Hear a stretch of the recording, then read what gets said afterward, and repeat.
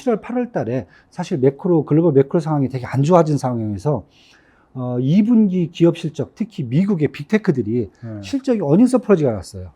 이것이 시장을 다시 역전을 시키면서 주식시장을 끌고 올라가는 모습을 보였고.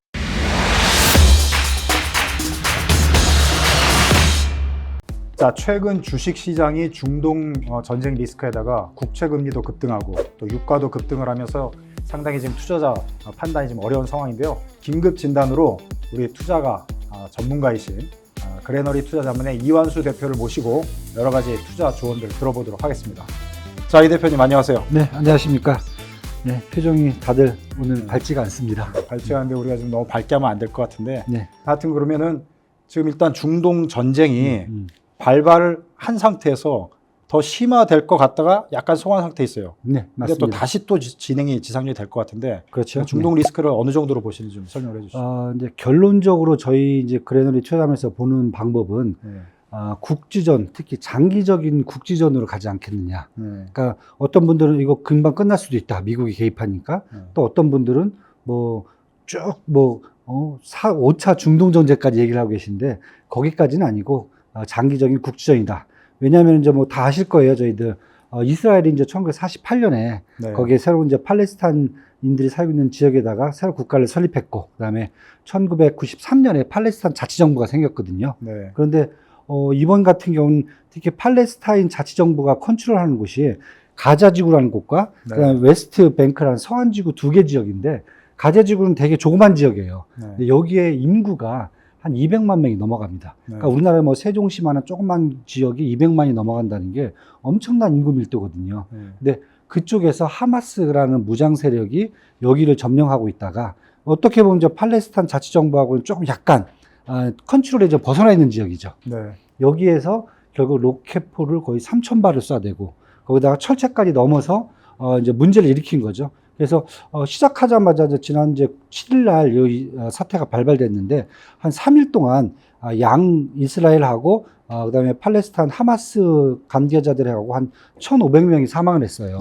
그런데 지금 이제 어제 그저께까지 해서는 지금 팔레스타인 가자지구에서 지금 5,000명이 사망한 걸로 나옵니다. 사망자가 계속 늘어나고 있어요. 계속 늘어나고 있습니다. 어제 그저께 같은 이제 쇼핑몰에 폭격을 해갖고 이스라엘이 700명이 한 번에 다 죽는 일까지 발생을 했거든요. 그러니까 처음에는 이스라엘 그 사람들의 어떤 피해가 있어갖고 국제 여론이 이스라엘 쪽 편을 들어줬고요. 그다음에 이스라엘이 그래서 얘기한 것이 이번 기회에 가자지구를 지도상에서 제거를 하겠다, 없애겠다는 얘기를 했는데 이것에 따라서 결국 이란이라든지 헤즈볼라 같은 이런 시리아 국가들이 과연 어떻게 동맹으로 나올지 불안하니까 미국이 결국 이제 항공모함 전단을 지중해다 배치를 할 정도였거든요. 그건 지금 뒤에서 지금 이것을 견제를 하고 있는 상태고요. 결국은 이스라엘은 계속 지금 팔레스타인 지역에 폭격을 하면서 언제 지상군을 투입할지 이것을 지금 시간을 지금 보고 있는 상태이기 때문에 지금 공습이 계속 지속되면서 결국 국제 여론이 이제는 다시 반대로 팔레스타인 사람들에 대한 어떤 학살 현장이다. 약간 기류가 변화하고 있어요. 그렇죠. 지금. 그러다 보니까 결국은 이스라엘도 지금 지상군이 투입이 못 되는 상태거든요. 그러면은 계속 공습이라든지 폭격을 할 것 같고요. 그 다음에 가자지구에 있는 팔레스타인들은 지금 어디 피할 곳이 없거든요. 그럼 계속 남아있다 보면은 결국은 이것이 되게 장기적인 국지전 양상, 이렇게 가지 않겠느냐. 그리고 헤즈볼라하고 이제, 잘 아시는 이제, 그 무장단체죠. 무장단체 지하드까지 이제 선언을 했는 상태인데, 여기 이런 무장단체보다는 사실 이란 정부라든지 시리아 정부라든지 이집트 정부 같은 큰 국가의 정규군이 개입이 돼야 5차 중동 전쟁이거든요. 여기는 개입은 안 될 것 같아요. 자, 그러면 이 대표가 보실 때는 이란은 지상전 시작되면 참전할 것처럼 얘기를 하지만 실상은 이란까지 참전하지는 않을 것 같다, 이렇게 보시면. 그렇죠. 이란이 참전하게 되면 그때는 5차 중동 전쟁이죠. 그걸 막기 위해서 일단 미국 항공 모함이 다 가 있는 상태이기 때문에 거기까지는 안 나올 것 같아요. 일단 무장 세력들, 그러니까 정부의 통제를 안 받는 헤즈볼라든지 지하드 같은 무장 세력들은 들어올 수 있을 것 같아요. 그런데 국가 정규군이 들어오는 것은 아마 그건 피할 거다. 이렇게 좀 봐야 될 것 같습니다. 지상전 개시가 뭐 임박한 것처럼 지금 계속 지금 수일 동안 계속 지속되고 있는데 이건 또 어떻게 전망하세요? 사실 이제 이스라엘 정부 입장에서는 지금 가자 지구를 이번 기회에 하마스와 함께 다 없애겠다는 생각이거든요. 그런데 문제는 여기가 아까 말씀드렸듯이 인구 밀도가 되게 높은 도시예요. 물론 공습을 하고 있지만은 이미 얘기된 것이 지하에 한 180km가 넘는 이런 지하 통로가 다 파져 있는 상태거든요. 그래서 만약에 탱크라든지 헬리콥터가 들어갔을 경우에는 시가전으로 가야 되거든요. 그러면 절대적으로 이때는 이스라엘 지상군한테 유리하지가 않거든요.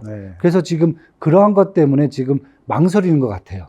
들어갔다면 이제 우리가 쉽게 얘기하는 이제 개미지옥에 끌려갈 수 있는 상황. 하마스도 그걸 노리는 것 같고, 그리고 미국도 그래서 말리는 것 같고, 지금 이런 상태이기 때문에 지상군은 저는 바로 투입은 안 될 것 같고요. 최소한 공습을 어느 정도 하고, 더 하고, 그 다음에 루트를 다 이제 막겠죠. 봉쇄해서 그 안에 있는 모든 세력들이 이제 힘이 다 빠질 때까지 그때까지 기다려야 될 것 같아요. 그러다 보니까 결국 장기전으로 가지 않겠느냐. 약간 시간은 초기에는 이제 단기로 예상을 했다가 시간은 조금 장기전으로 갈 것 같고 다만 전체 전쟁, 중동 5차 전쟁까지는 번지지는 않을 것 같다. 그렇죠. 네, 맞습니다. 그 정도 선에서 이제 예측을 하시는 거고.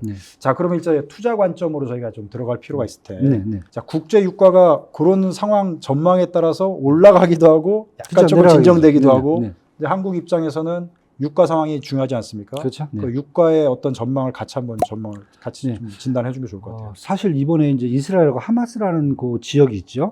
여기는 산유 지역이 아니거든요. 그러니까 기름이 나는 지역은 아니에요. 기름 난진 더 동쪽으로 가야 되거든요. 그러다 보니까 산유국이 아니니까 실제 당사자가 아니다 보니까 유가가 과거에 뭐 중동 전쟁 뭐 발발했을 때 같이 뭐 120달러, 150달러 간다 이렇게 보진 않아요. 그리고 만약에 이제 유가가 지금 얘기되는 것은 지금 현재 보시면은 사우디가 과거에 미국과 이런 원유 컨트롤을 했었는데 지금 사실은 약간 결별을 했어요. 그리고 이란하고 미국이 최근에 증산 동맹에 사실 이제 협력을 하는 단계였는데 우선은 이 동맹이 깨질 것 같아요. 첫 번째는. 두 번째는 아직까지 지금 얘기되고 있는 게 뭐 실행은 안 되고 있지만은 호르무즈 해협이죠. 이쪽 홍해 쪽이 아니라 호르무즈 해협 쪽이 만약에 봉쇄가 된다 그러면은 그때는 유가가 지금 뭐 120달러, 150달러까지 갈 수가 있는데 그 상황도 아직까지는 요원한 상태거든요. 그렇다고 보면은 현재 이 상태에서 중동 지역에 그냥 리스크만 확대되는 상황이기 때문에 저희 이제 그레너리 쪽에서는 만약에 이 상태가 장기적으로 지속된다라고 했을 경우에는 유가는 아마 한 90달러에서 한 100달러 이내 선으로 이 정도 선을만 지금 보고 있습니다. 그래서 이 정도 선만 돼도 사실은 이미 시장이 80달러 밑으로 떨어지려는 딱 분위기였거든요. 10월 들어서. 그런데 다시 이제 유가를 90달러 선 위로 끌어올리는 거거든요. 그렇게 되면은 우리가 이제 가장 지금 불안한 게 뭐냐면 시장에서 삼고 현상이라고 지금 하고 있거든요. 고유가. 그러면 유가가 높아지면 당연히 각국의 인플레이션이 높아지겠죠. 인플레이션이 높아지면서 금리를 내릴 수가 없어요. 고금리가 유지가 될 거고 고금리가 유지가 되면 결국 미국 쪽으로 사실 돈이 몰리게 됩니다. 그럼 이제 강달러가 되는 거죠. 이 삼고 현상이죠. 소위 말해서 킹달러라고 그렇죠. 계속 그렇게 얘기를 했는데 약화될 것처럼 보이다가 다시 또 좀 사실 9월 달에 글로벌 시장이 이 삼고 현상 때문에 난리가 났었어요. 사실은요. 왜냐하면 이 삼고 현상이 가면은 쉽게 얘기해서 각국의 비용이 증가합니다. 가계, 기업, 정부가 모두가 다 비용이 증가해요. 그러니까 정부 같은 경우에도 국채를 발행하면 금리를 더 줘야 되잖아요. 그게 다 국민 세금인데 가계 같은 경우도 이 부채비율이 높아지면은 내 가처분 소득이 또 떨어지거든요. 기업도 마찬가지예요. 주식시장에 직접 연결되는 기업 같은 경우는 비용이 올라가 버리면은 기업의 영업이익이라든지 순이익이 또 떨어지게 되거든요. 그러니까 이런 부분을 9월 달에 이미 겪어갖고 힘들었다. 그러면서 10월 달 들어서 이게 좀 완화되는 모습으로 가기 시작했는데 유가가 떨어지면서 바로 10월 7일 날 중동 사태가 터지면서 이 삼고 현상이 더 지속될 수 있는 여지가 커졌다. 이렇게 지금 봐야 될 것 같습니다. 시장에서. 그러다 보니까 이제 국내 주식 시장이 당연히 지금 어려움을 겪고 있는 상황이 지금 길어지고 있는 그런 느낌인데 유가, 그다음에 금리, 그다음에 달러도 아까 말씀하신 강달러 계속 유지될 것 같은데 뭐 투자자 입장에서는 지금 이런 상황에서 어떤 종목과 어떤 상품을 중심으로 봐야 되는지 좀 전략적으로 좀 진단을 한번 전략적으로 한번 전략적으로요. 전략적으로 한번 보면은 사실 이제 저는 이제 다른 쪽에서 이런 얘기를 좀 많이 말씀드렸어요. 2분기 실적 발표했을 때 7월, 8월 하고 지금하고 거의 데칼코마니다. 왜냐하면 잘 보시면 7월, 8월 달에 사실 글로벌 매크로 상황이 되게 안 좋아진 상황에서 2분기 기업 실적, 특히 미국의 빅테크들이 실적이 어닝 서프라이즈가 났어요. 이것이 시장을 다시 역전을 시키면서 주식시장을 끌고 올라가는 모습을 보였거든요. 한 번에 싹 갈아엎고 다 갈아엎었죠. 새로운 판을 만드는 그런 거의 엔비디아가 거의 멱살 잡고 끌어 올라갔다고 할 정도로 그 정도의 상황이었거든요. 근데 이번도 어떻게 보면 똑같은 상황이 지금 와 있어요. 근데 지금 3분기 기업 실적을 발표를 하는데 일단 첫 번째는 국내뿐만 아니라 미국이죠. 일단은 빅테크들의 실적이 어닝 서프라이즈는 아니에요. 그러니까 시장의 전망치 정도만 나와요. 그리고 반대로 한국 같은 경우에는 전망치보다 약간 못해요. 그러니까 오늘 이제 예를 든다면은 지금 뭐 오늘 SK 하이닉스 같은 경우가 이제 3분기 실적을 발표를 했어요. 물론 시장에서 예상했던 것은 영업이익이 흑자로 전환되지 않겠느냐. 근데 결국 이제 1조 9천억 정도 영업이익 적자가 났어요. 그리고 내년 1분기쯤 돼야 이제 영업이익 흑자가 돌아설 수 있겠다. 물론 매출은 증가했어요. 그러니까 이렇게 본다면은 한국 같은 경우는 사실 지금 2차 전지뿐만 아니라 에코 삼형제도 벌써 작년 같은 분기 대비해서 영업이익이 70%가 마이너스 났거든요. 어제 같은 경우는 이제 포스코홀딩스 같은 경우도 작년 3분기에 비해서 영업이익이 결국은 50%가 떨어졌어요. 그러니까 이렇게 보다 보면 지금 한국 같은 경우는 기업 실적까지도 예상치를 하회하다 보니까 전반적으로 시장이 완전히 심리적으로 무너지는 상황이 지금 와버렸거든요. 근데 그런데도 이제 여기에서 만약에 우리가 이러한 시장에서도 한번 좀 뭔가를 좀 발견해야 된다라고 보면 전략적으로 이제 가장 많이 쓰는 방법이 이제 상관관계거든요. 그러니까 국내에 주식시장이 떨어지고 그다음에 특히 이제 인플레이션이라든지 지정학적 리스크에 떨어질 때 이것과 상관관계를 같이 가는 것. 그러니까 금리가 오를 때 올라갈 수 있는 업종들이 있습니다. 대표적인 케이스가 금융주, 신한금융주라든지 예를 들어서 KB지주 이런 같은 경우에는 영업이익이 역대 분기 영업이 최대치가 났어요. 근데 이제 주가는 좀 밀리죠. 그런데 시장이 조금 안정화되면은 이런 금융주가 먼저 갈 수 있다는 거죠. 또 예를 들면 이제 방산주 같은 경우가 있어요. 방산주도 사실은 좀 약간 안전주죠. 그러니까 시큐리티 쪽 관련된 주기 때문에 업종이다 보니까 지금 같은 상황에서는 상관관계가 지정학적 리스크가 높아지면 같이 올라가는 그런 업종이 되거든요.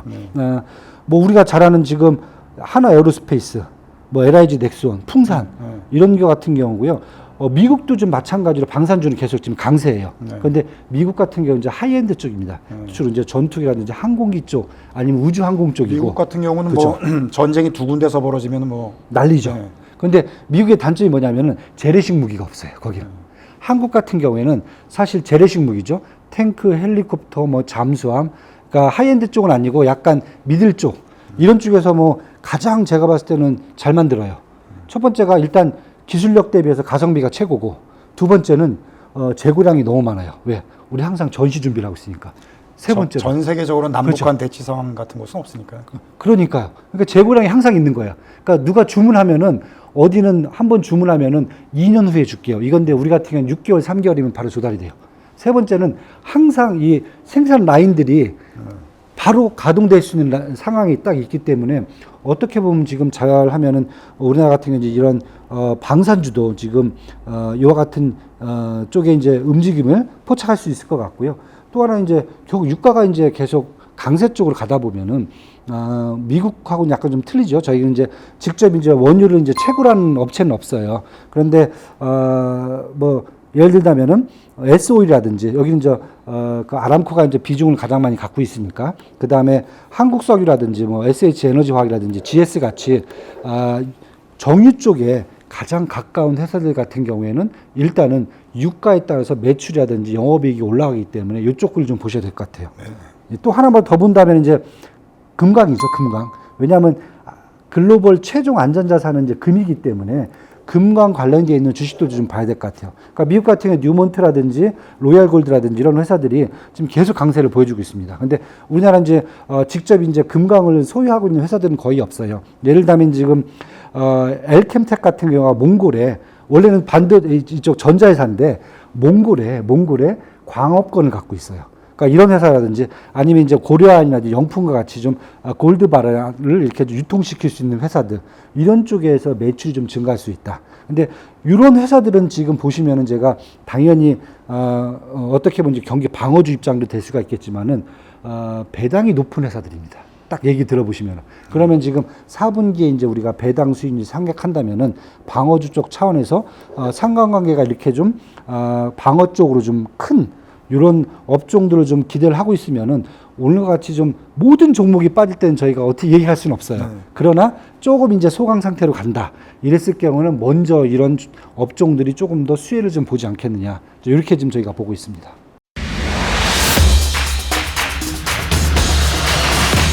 오늘 뭐 다 얘기를 할 수는 없을 테니까 그렇죠. 네, 오늘은 이 정도까지 해서 마무리하는 걸로 네, 네. 그렇게 하면 좋을 것 같습니다. 네.